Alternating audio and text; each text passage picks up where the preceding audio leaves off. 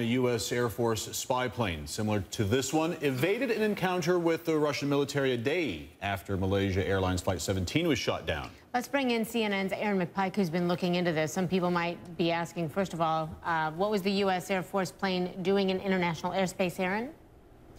Well, Christine Miguel, President Obama says the U.S. is not going back to the Cold War with Russia, but with episodes like this, it sure feels that way. So this U.S. spy plane had to fly into Swedish airspace without permission 2 weeks ago to avoid a potential clash with the Russians. Now, this was one day after the Malaysian Airlines plane was shot down over eastern Ukraine, and this time this was a U.S. Air Force spy plane. So it avoided this encounter with the Russian military on July 18th. The U.S. plane was an RC-135 rivet joint, and the U.S. was using it to eavesdrop on the Russian military, but then the Russians that is, began tracking it with land radar and sent one fighter jet to intercept it. Well, that's when the American plane flew into another zone without permission. So a U.S. State Department official tells us, quote, "We acknowledge a U.S. aircraft veered into Swedish airspace and will take active steps to ensure we have properly communicated with Swedish authorities in advance to prevent similar issues